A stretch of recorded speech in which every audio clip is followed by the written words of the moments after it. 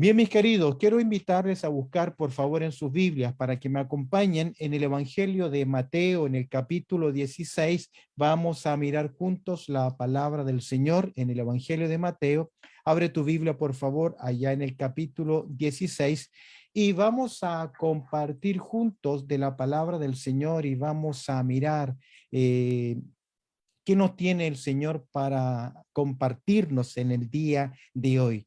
Hoy quiero dar el segundo tema. Quise darlo el día domingo, pero dadas las circunstancias de salud, no pude compartirlo, así que hoy comparto con ustedes esta serie en estos días de Semana Santa, conociendo quién es Jesús. Conociendo quién es Jesús. Y en el día de hoy vamos a considerar aquella conversación que nuestro Señor Jesucristo va a tener junto a sus discípulos allá en Cesarea de Filipo, donde el Señor Jesucristo va a compartir con sus discípulos allá en el Evangelio de Mateo, queda registrado para nosotros desde el versículo 13 en adelante. El viernes vamos a mirar un par de versículos más, vamos a considerar juntos lo que nos enseña la palabra de Dios y el tema es, ¿y vosotros quién? Y para vosotros, ¿quién es Jesús?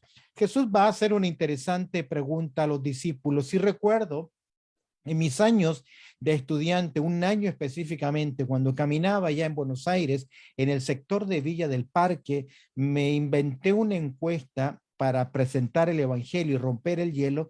Y una de las preguntas que hice por más de un año fue, ¿y para ti quién es Jesús? Es tan variadas las respuestas, son tan variadas las respuestas, pero la verdad que tu alma depende de la respuesta que tú des a quién es Jesús para tu vida. En el Evangelio de Mateo, entonces, en el capítulo 16, vamos a mirar juntos el verso 10 y el verso 13 que dice, viniendo Jesús a la región de Cesarea de Filipo, preguntó a sus discípulos diciendo, ¿quién dicen los hombres que es el Hijo del Hombre?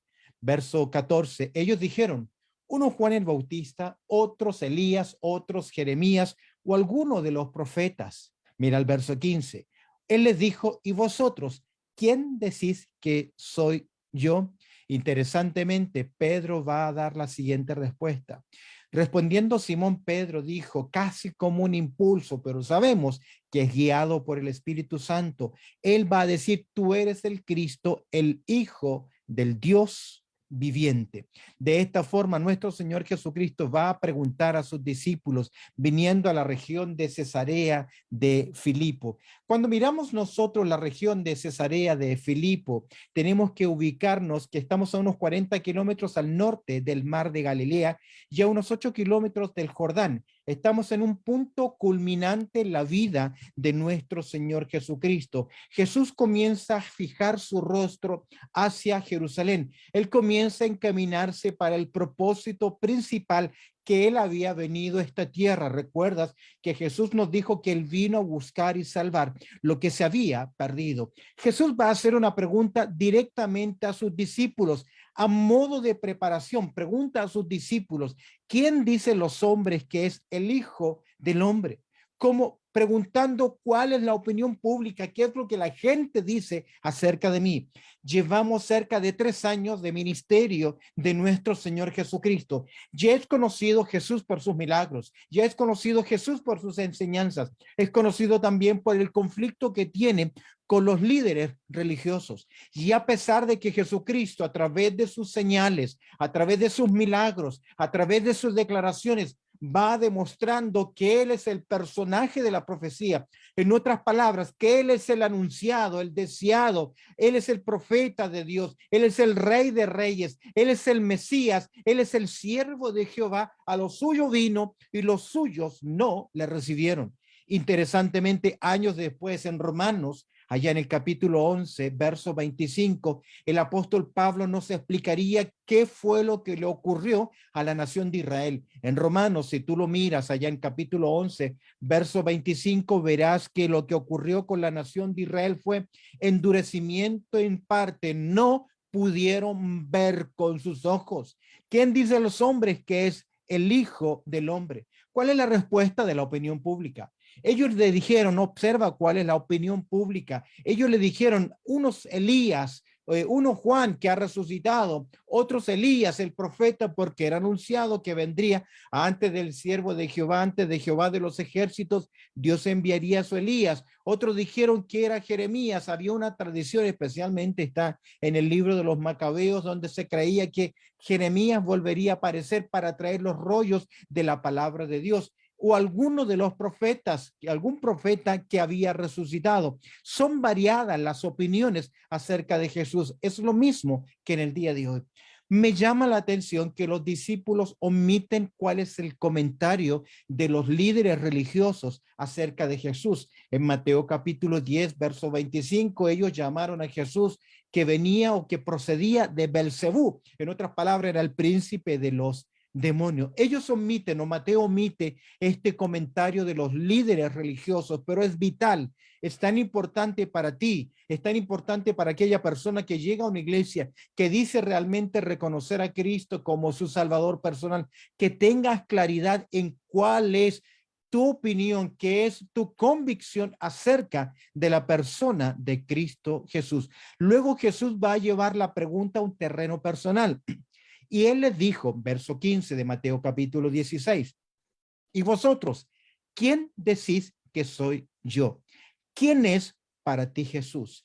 ¿Quién es para ti la persona de Cristo Jesús? Hemos hecho mención en otros estudios y en otros años que uno puede ser un muy buen religioso, un muy buen confesionista, budista, maometano o musulmán sin conocer al fundador, pero jamás de los jamases serás un cristiano si no conoces a Cristo como tu Salvador personal. Y es tan importante reconocer no solamente su obra, también su persona, ya que si confesares con tu boca que Jesús es el Señor y creyeres en tu corazón que Dios le levantó de entre los muertos, serás salvo. Jesús gira ahora la pregunta en verso 15 a sus discípulos y él le dice, ¿y vosotros? ¿Quién decís que soy yo? Observa la respuesta de Pedro, la cual nosotros concordamos con él. Él va a hacer dos declaraciones y vamos a ver tres declaraciones hoy acerca de Jesús y vamos a tomar una más del mismo libro de Mateo.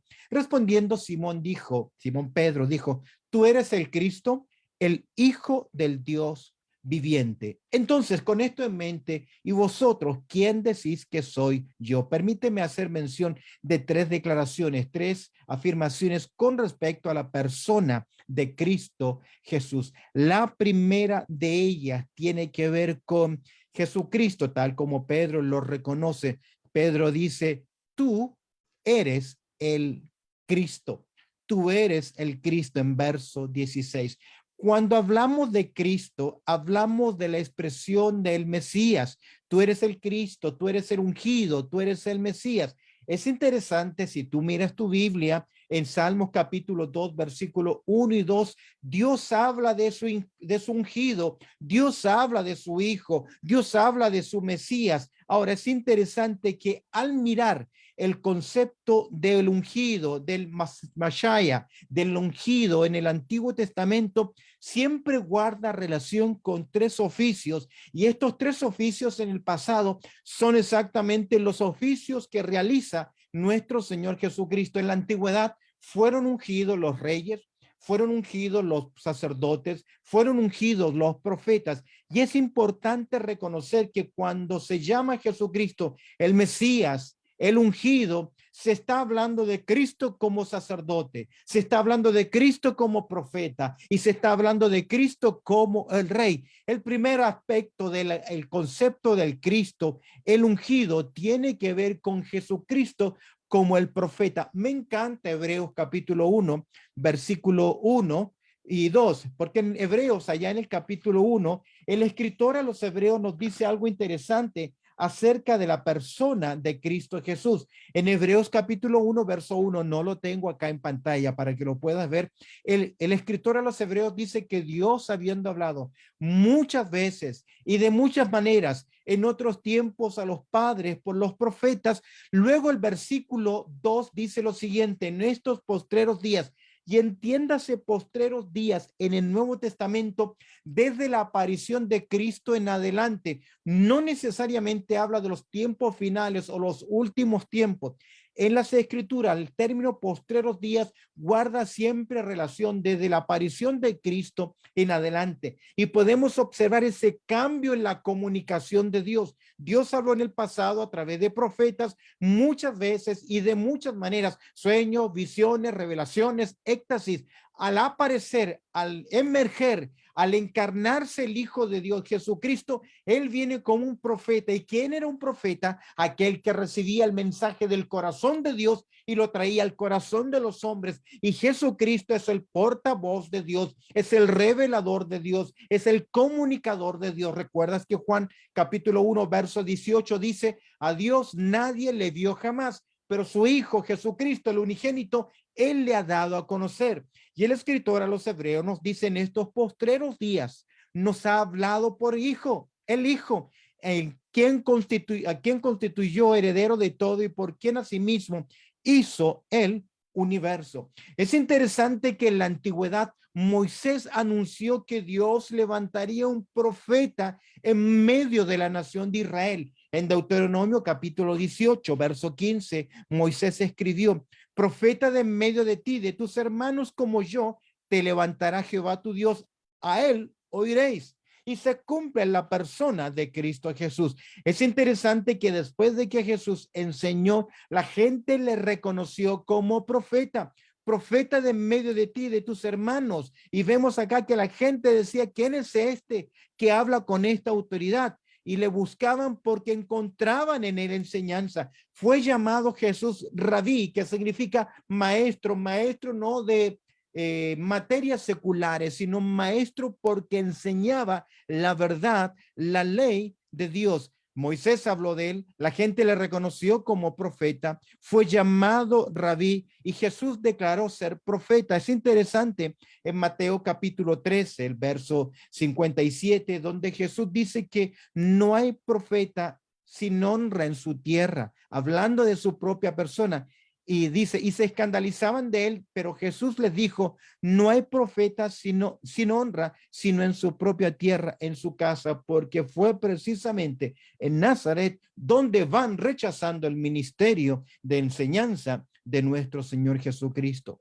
Pedro dice: tú eres el Mesías, que guarda relación en primer lugar con su ministerio como profeta, pero en segundo lugar guarda relación de ese ministerio de Cristo como sacerdote. ¿Por qué como sacerdote? Es interesante la declaración que hace el apóstol Pablo en primera Timoteo, en el capítulo 2, versículo 5, porque hay un solo Dios y un solo mediador entre Dios y los hombres, Jesucristo hombre. Jesucristo se convierte en nuestro sacerdote, en nuestro gran sumo sacerdote, el representante, el vicario y aquel que intercede por nosotros ante el Padre. El sacerdote era un mediador entre Dios y los hombres, era el responsable de llevar a los hombres delante de Dios. Y es ahora Jesucristo quien se convierte en el camino para llegar al Padre. ¿Recuerdas Juan capítulo 14, donde nuestro Señor Jesucristo va a declarar: yo soy el camino, la verdad y yo soy la vida? Cuando Pedro va diciendo: tú eres el Cristo, él está pensando, la profecía, las escrituras nos enseñan que sí, realmente Jesucristo es el Cristo, porque él es un profeta. Él también es un gran sacerdote, y como nuestro gran sumo sacerdote pagó un precio, y él mismo se convierte en el precio, porque nuestro gran sumo sacerdote es a la vez el Cordero de Dios. ¿Quién es Cristo? ¿Quién es el profeta? Él es el profeta, él es el sacerdote. Interesantemente, él también es rey. Se ungía en la antigüedad, en el Antiguo Testamento se ungían a los sacerdotes, a los profetas, pero también se ungían al rey. Y sin duda alguna, la persona de Cristo Jesús es el rey del universo. Si bien es cierto, la iglesia lo conoce más como su salvador, como su cordero, como el esposo de la iglesia, aquel que fue a preparar lugar para nosotros. A través de las escrituras se va presentando el Mesías como el rey. Y un día, como dice Apocalipsis capítulo 19, verso 16, veremos que regresará a esta tierra el Rey de Reyes y también el Señor de señores. De hecho, cuando el Señor Jesucristo fue presentado a la nación de Israel, fue presentado como el rey. Juan va a decir lo siguiente, que viene el rey, el profeta de Dios, que viene el rey de reyes. Él dice, Juan Bautista va anunciando que viene tras de mí. Él es el Mesías, él es el rey, él es el ungido, pero a los suyos vino y los suyos no le recibieron. Y ese reino que fue ofrecido a través de la persona de Juan, a través de la persona de Cristo Jesús, a través de sus representantes, los apóstoles, ese reino que fue ofrecido lamentablemente fue rechazado, pero lejos de caducarse el programa del rey con la nación de Israel, vemos en Mateo capítulo 23 que el Señor Jesucristo dice, vuestra casa va a ser dejada desierta hasta que digáis, bendito el que viene en el nombre del Señor. Cuando Pedro entonces va reconociendo bajo la revelación divina, tú eres el Cristo, está diciendo, tú eres el Mesías, tú eres el profeta, tú eres nuestro gran sumo sacerdote, tú eres el Rey de reyes y Señor de señores. Hoy tenemos esa comprensión porque tenemos la revelación completa. La pregunta es, ¿quién es para ti Jesús? En primer lugar, Jesucristo es, como dice Pedro, tú eres el Cristo, y en segundo lugar, Pedro va a decir, tú eres el Hijo del Dios viviente. Teológicamente, la expresión Hijo de Dios es tremendamente importante. A mente occidental como la nuestra, nos confunde. Teológicamente, Jesús, al llamarse Hijo de Dios, es igual al Padre en esencia, en naturaleza, perteneciente a la misma sustancia que el Padre. Él es Dios. Ahora, con la diferencia que al venir a esta tierra, él deja el ejercicio activo de sus atributos como Dios y se ve como hombre, viste su deidad de humanidad. Recordemos que este término hijo de en el Evangelio de Juan es tremendamente interesante. Quiero que observes dos versículos que me llaman mucho la atención. El primero es en Juan capítulo 5, verso 18. Recuerda que el evangelista Juan escribió su evangelio para que creáis que Jesucristo es el Hijo de Dios. Ahora, ¿qué quiere decir Juan con Hijo de Dios? ¿Qué entendieron los hebreos cuando Jesús dijo que Dios era su Padre? Por esto dice Juan capítulo 5, verso 18, los judíos aún más procuraban matarle, porque no solo quebrantaba el día de reposo, sino que también decía que Dios era su propio Padre. Observa, haciéndose igual a Dios. ¿Qué entendieron ellos cuando Jesucristo dijo, yo soy el Hijo de Dios, que Él pertenece a la misma esencia, que es de la misma sustancia que el Padre? Observa en Juan capítulo 10, verso 33. Les respondieron los judíos diciendo, por buenas obras no te apedreamos, sino por la blasfemia, porque tú, siendo que hombre, te haces Dios. ¿Cómo se hacía Dios? Porque el Padre trabaja, el Hijo también trabaja y llama a Dios su propio Padre. Ahora, recordemos que la teología hebrea del Antiguo Testamento, cuando habla acerca del Mesías, dice lo siguiente, observa en Isaías, en Jeremías, perdón, libro de Jeremías.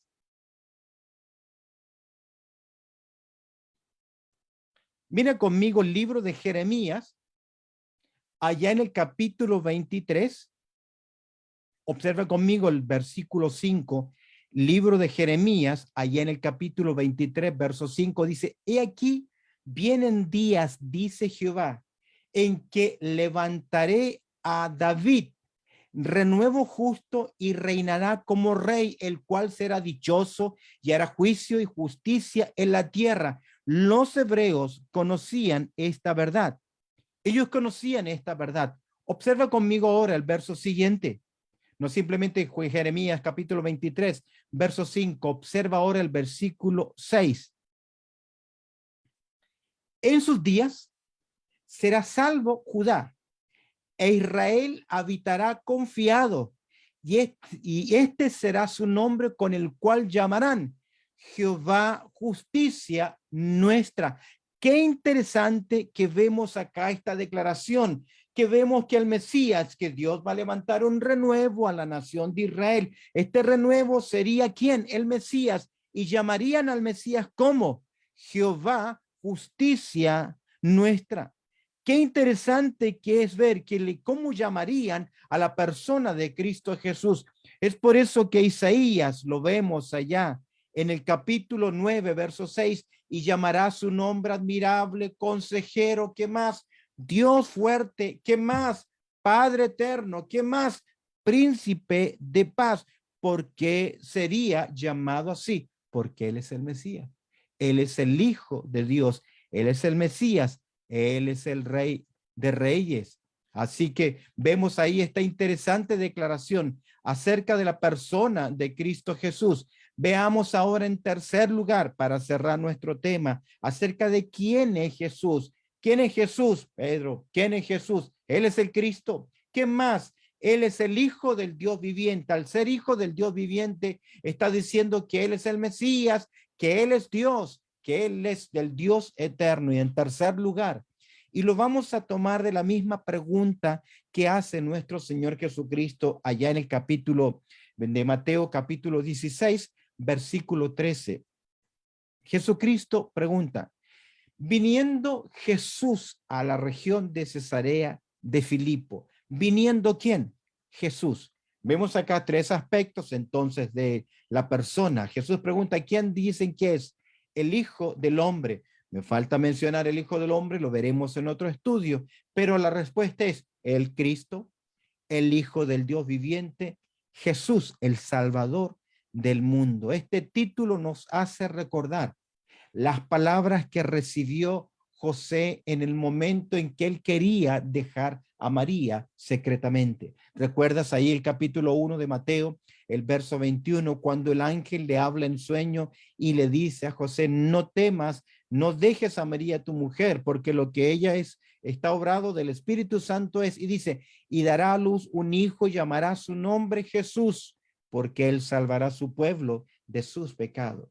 Hace años atrás preparé un mensaje que tenía por título Jesús, un nombre sin igual. Jesús es el nombre de la promesa, es el nombre del propósito, es el nombre del poder, es el nombre más precioso que hay para el pueblo del Señor. El ángel viene del cielo para decirle, este es el nombre porque Jesús guarda relación es el nombre del propósito por el cual viene Jesucristo a esta tierra. Y para cerrar, ¿quién es Jesús? El Cristo. ¿Quién es Jesús? El Hijo de Dios. ¿Quién es Jesús? El Salvador del mundo. Quiero que observemos el versículo 21 de Mateo, y dará a luz un hijo y llamará su nombre Jesús, porque él salvará. Él salvará. Jesucristo es el único camino de salvación. Lamento a veces personas, predicadores, cristianos, decir, es Dios quien sabe al final quién se salva. No es cierto, pero usted y yo tenemos la palabra de Dios, tenemos el evangelio para llevar a las personas a los pies de Cristo. La gente no se salva por ser buenos, por hacer buenas acciones, por hacer buenas obras. No nos equivoquemos. Hay mucha gente altruista, hay mucha gente bondadosa, hay mucha gente buena, hay mucha gente cariñosa, hay mucha gente con buenos valores, pero nada de eso puede llevarnos al cielo, porque la salvación no es por obra. Es por eso que Hechos capítulo 4, verso 12 dice, y en ningún otro hay salvación, dice Pedro, porque no hay otro nombre bajo el cielo dado a los hombres en quien podamos ser salvos. Solo Jesús salva. Es por eso que se le dice a José en el sueño, él salvará. Él es el único camino de salvación. No podemos presentar otro camino de salvación, solamente Cristo Jesús. Él es el único que salva. Observa, él es el Jesús, es el único que salva, que tiene que ver con ese aspecto, el único, el Salvador. En segundo lugar, es un aspecto específico, no solamente es único, sino que es específico. ¿A quién salva? Él salva a su pueblo. Él salva a aquellos que depositan su confianza en él. Hay una religión que cree que al final de la historia humana, se llama universalismo. Dios va a salvar a todos los hombres porque por todos murió Cristo. Si bien es cierto, la obra de la cruz es potencial para salvar a toda la humanidad, solamente salva aquel que invoca a Jesucristo como su salvador personal. Y no porque repitió una oración, un credo o fue bautizado, sino porque depositó su confianza en Cristo Jesús. Es el único, no hay otro camino, el único que salva. Es específico porque salva a su pueblo. ¿Y quién es su pueblo? Aquellos que depositan su confianza en él, aquellos que le confiesan. Recuerda Romanos capítulo 5, verso 1, justificados pues por la fe tenemos paz para con Dios. Aquellos que abrazan la cruz de Cristo, aquellos que reciben el evangelio de salvación, que reconocen a Cristo como su salvador personal. Él es el Cristo, él es el Hijo de Dios, pero él es Jesús, el Salvador del mundo. Y es un Salvador específico, único. Es un Salvador específico y es un Salvador que es interesante, es extenso. ¿Por qué extenso? ¿Por qué? Porque él salva a su pueblo de qué cosa? De sus pecados. ¿Qué pecado? Primer lugar, de las consecuencias del pecado. En segundo lugar, de la condenación del pecado. Y un día nos salvará de la presencia o del control permanente del pecado, ya que es Jesús quien dice: y conoceréis la verdad, y la verdad os hará libre. ¿Quién es para ti Jesucristo? Tú eres el Cristo, el Hijo del Dios viviente, el Salvador del mundo. ¿Has reconocido a Cristo como tu Salvador personal? ¿Quién es para ti Cristo Jesús? Y a través de esta breve reflexión, a través de este relato de Mateo capítulo 16, esa pregunta que Jesús hace a sus discípulos, es importante que tú tengas claridad. ¿Quién realmente es Jesús para tu vida? Oramos al Señor. Bendito Padre Celestial, te damos gracias, Señor, por tu amor, también por tu cuidado, porque tú eres bueno. Y nos permite reflexionar sobre este pasaje interesante y mirar que Jesucristo es el Mesías, Él es Rey, Él es profeta, Él es nuestro gran sumo sacerdote. También podemos observar que Él es el Hijo de Dios. En otras palabras, Jesucristo es Dios, pero Él también es el Salvador del mundo. Es el único camino de salvación. Es solamente salva a su pueblo y salva a su pueblo extensamente de nuestros pecados, pasados, presentes y futuros, de la pena del pecado, del poder del pecado y de la presencia del pecado en nuestras vidas. Añade tu bendición a lo que hemos considerado en el día de hoy al estudiar tu palabra. En Cristo Jesús oramos. Amén y amén.